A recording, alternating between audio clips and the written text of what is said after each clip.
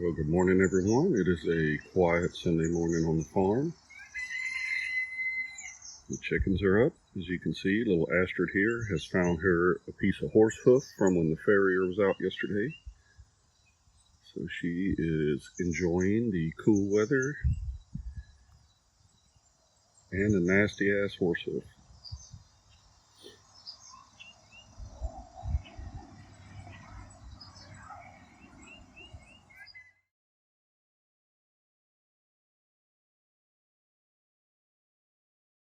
Good morning, everyone. Welcome to 1808 Farm. My name is John, and I'm going to give you a quick walk around this morning and kind of show you what we got going on here at the farm. Show you some of our pigs and kind of a quick overview of the property, and let's get started. Just got done with morning chores here. Getting all the pigs squared away.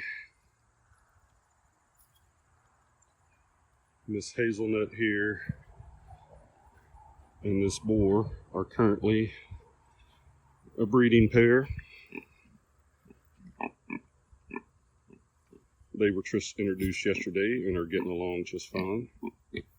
He is not trained to hot wire, so if the weather holds off today, I'd like to try to get some wire strung back here and start getting them a little more pasture to eat down. If you can imagine, a couple days ago, this paddock was about knee-high in grass, and they pretty much cleaned it up for me. It's a good deal. Come on over here. These are our remaining piglets from our April farrowing. I got 5 barrows, 4 gilts, and 1 intact boar.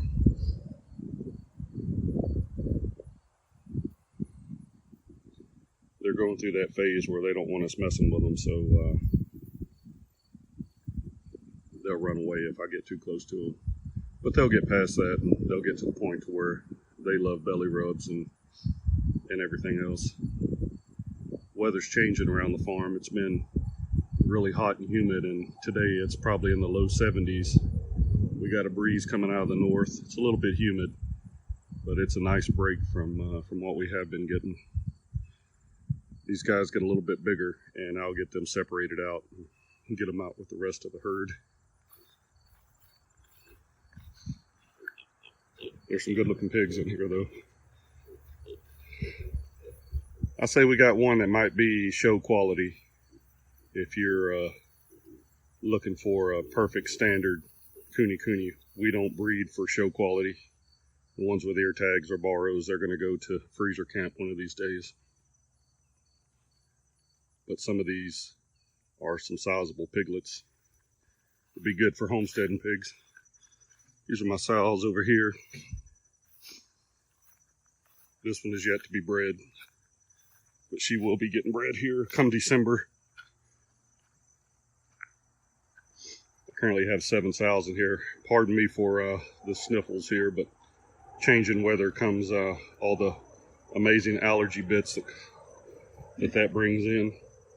Now this girl here, she farrowed in April, but did not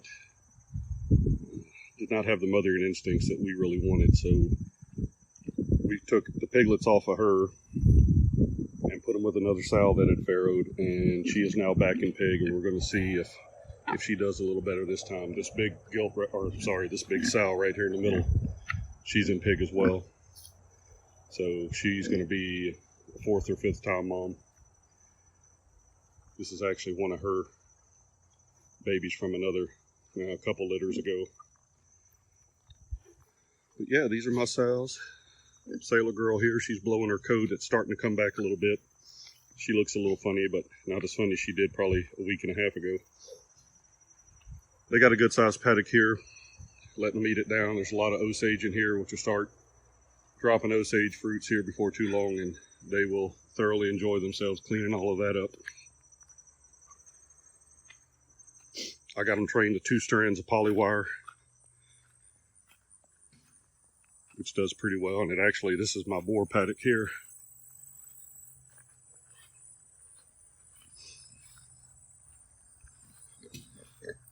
What's up, buddy? This is Timber. He's a BH Tutaki boar. The boar here on the right is Romeo. He is a Tutaki, not to be confused with the BH Tutaki. And this is Romeo, our oldest boar, and I can't remember his bloodline, but he is proven to be non-viable, so he's pretty much a pet at this point. Now this is a sow, Francine. She's awful friendly. She was introduced to these boys yesterday, and she has been bred by Romeo here. I'm sorry, by Darby.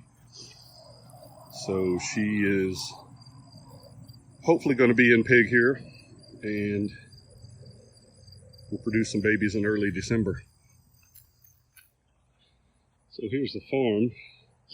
You can see on the outer perimeter of our paddocks, we have to put the top wire up, or the weirdo horses will run right through it. They're pretty barn sour, so they kind of hang close to the barn waiting to get fed, but they see the pigs with their heads down, they'll damn sure try to get in there and get after what the pigs are getting. So they've learned to respect that rope. So this is one of probably my largest boar right here at the moment. He's roaming around out there looking for something good to eat. That's Wiz. He's a Mahia Love. He's a big guy. Good boar. He's unwaddled, but he has a lot more traits that I like. So I'm willing to keep him around as a breeding pig, and eventually we're going to get a waddled Mahia Love boar out of him that I like, and we'll keep him around as breeding stock, and probably retire Wiz, but that's a while down the road. So we're sitting on about 10.5 acres here. A lot of walnut, a lot of Osage orange, a lot of weed trees. A lot of our trees are dying. I call them weed trees. They're sumac or whatever you want to call them. We do have this large oak tree right here. Very nice. But for the most part, any of the locust and sumac trees are all dying. This tree is dead here as well. I'm starting to call this the buzzard tree. Normally there's a flock of buzzards sitting up there. You can see the bugs flying around. They're enjoying this nice cool morning as well. So, been on this farm for a little over 5 years now. We've actually only owned it for about 6 months. If you can imagine, this entire pasture, from about where I'm standing on out to the back fence, had goldenrod completely covering it, about 6 foot tall. So I've done a lot of work over the last 5 years getting that under control. Now I'm starting to thin out these areas of trees that are dying, trying to get some of the Osage orange out of here. Because that stuff, if you haven't dealt with Osage before, it is a bear. I flattened many a tractor tire. Don't recommend them. Some people love them. I'm going to try to cut me some staves and maybe make myself a longbow in a couple years after those things cure. That'd be fun. Here comes Mr. Wiz over to check me out. He probably thinks I got some food for him. What's up, buddy? I'd say Wiz is probably north of 260 pounds, and he's only a couple years old, so he'll grow a little bit more. His dad was probably a 300-pounder.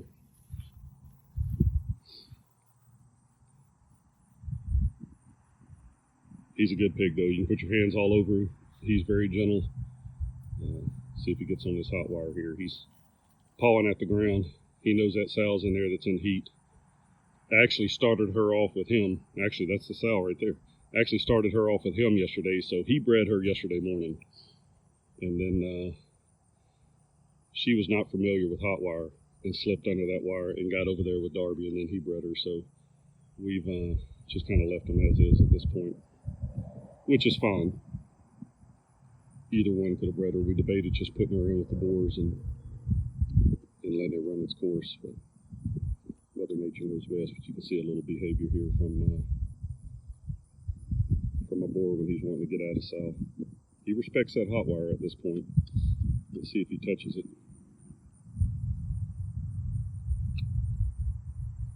See him chomping here.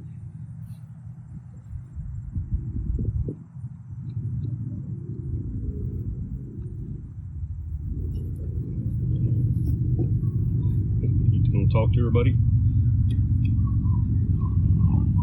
Yeah, we're by a main road, so pardon the background noise.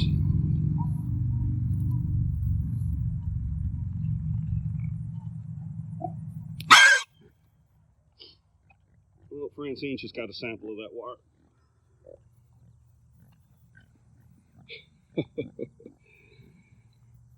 It's actually not as strong as it probably should be, but it does the job.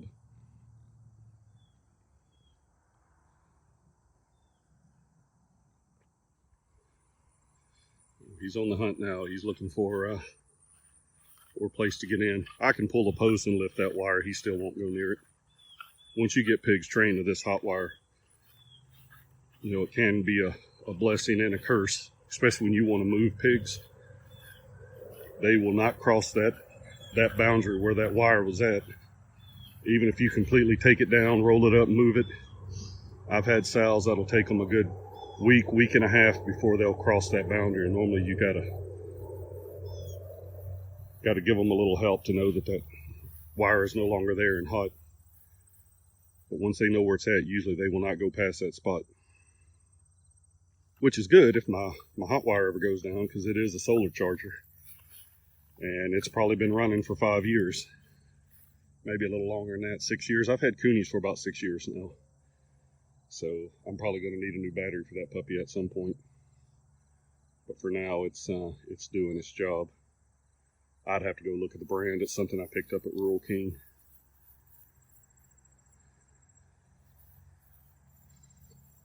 Not braving it.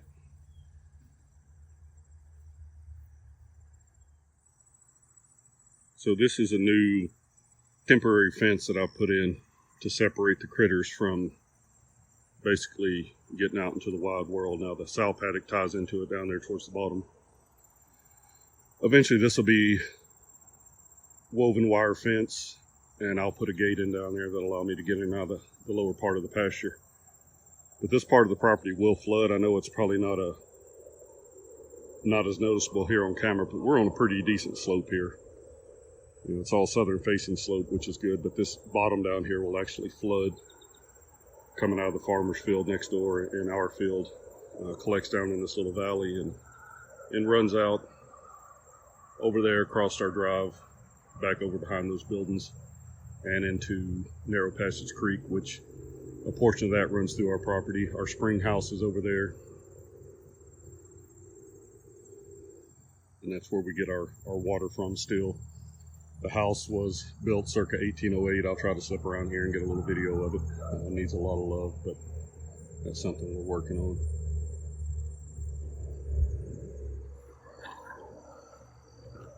Coming back through the sow paddock here.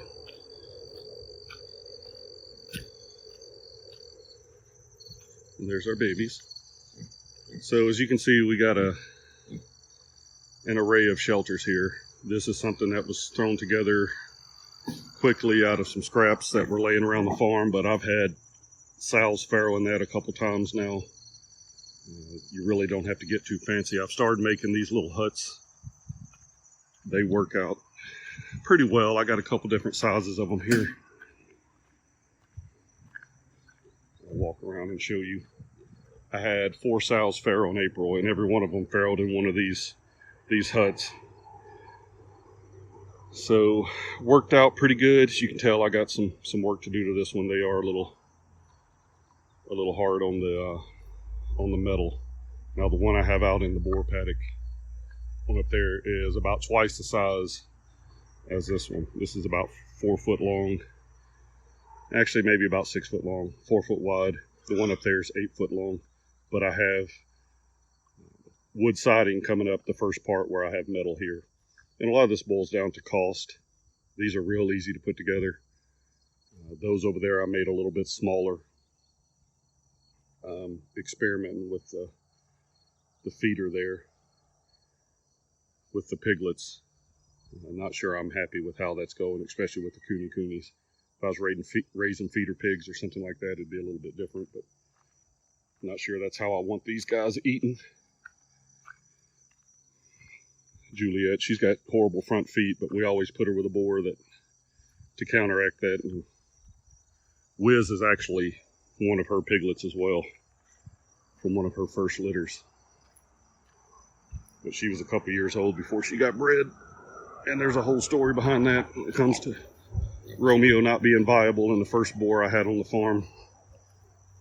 dying early from pneumonia.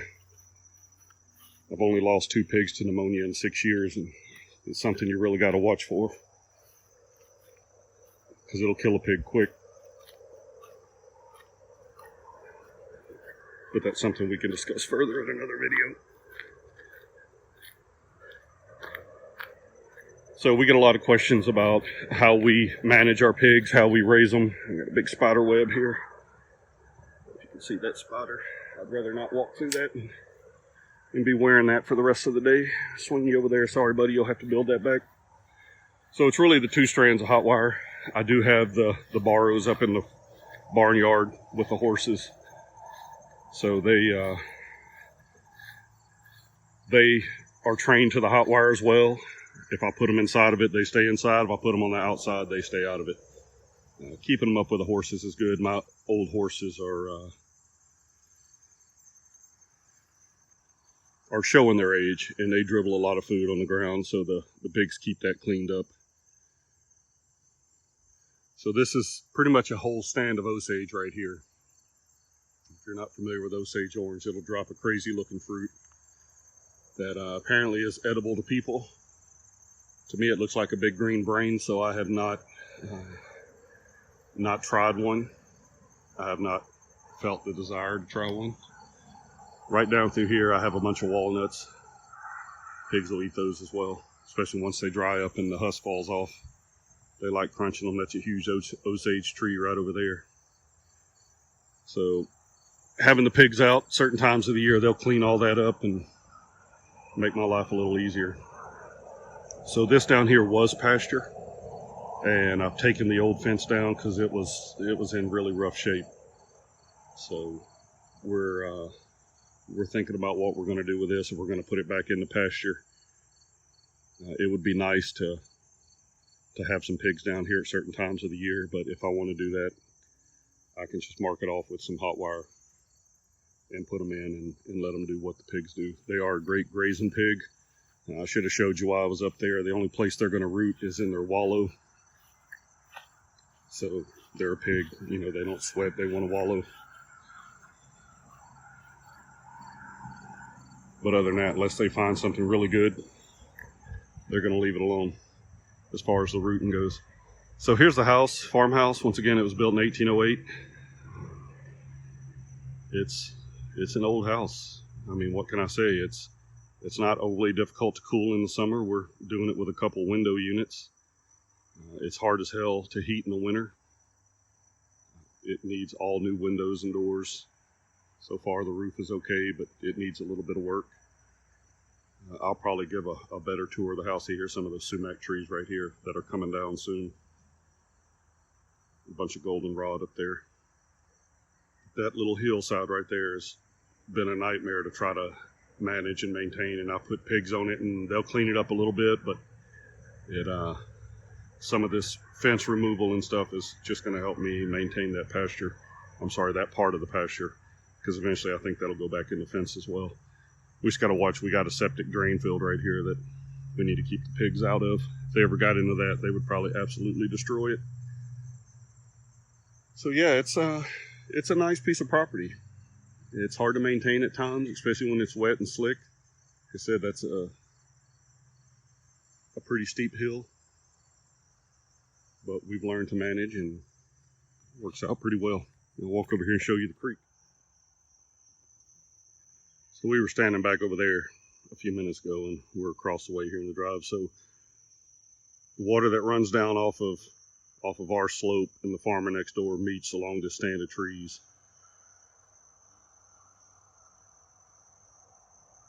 Let these cars pass.